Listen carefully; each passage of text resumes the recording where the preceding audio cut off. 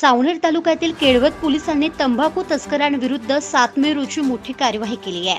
केळवत पोलिसांचे पथक गस्तीवर असताना मध्य प्रदेशातून सावनेर शहराच्या दिशेने प्रतिबंधित तंबाखूची वाहतूक केली जात असल्याची माहिती मिळाल्याने सावळी फाटा परिसरात नाकाबंदी करून सावनेरकडे जाणाऱ्या कारची झडती घेतली असता त्यात सुगंधित तंबाखूचे 100 पाकिटे आढळून आले।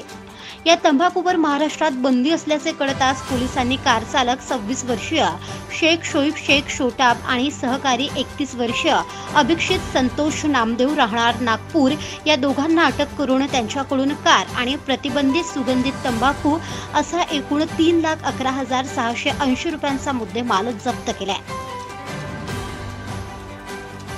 सदरची कार्यवाही ठाणेदार राकेश साखरकर, हवालदार दिनेश काकडे, सुधीर यादगीर, होमेश्वर खडसे, रवींद्र साठवणे आदींनी केली असून केळवत पोलिसांच्या या कार्यवाहीनंतर प्रतिबंधित सुगंधित तंबाखू वाहतूक करणाऱ्यांचे चांगलेच धाबे दणाणले आहे। Bureau report, Mahadarpan news, Nagpur.